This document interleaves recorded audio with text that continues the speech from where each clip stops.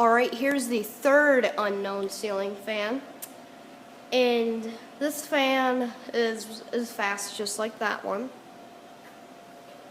And again, I have to walk over to the speed control.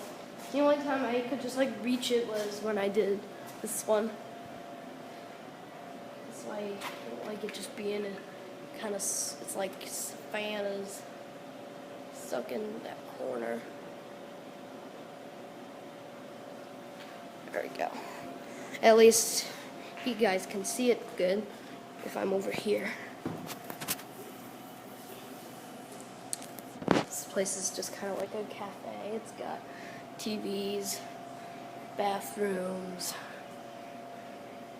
It's got everything here.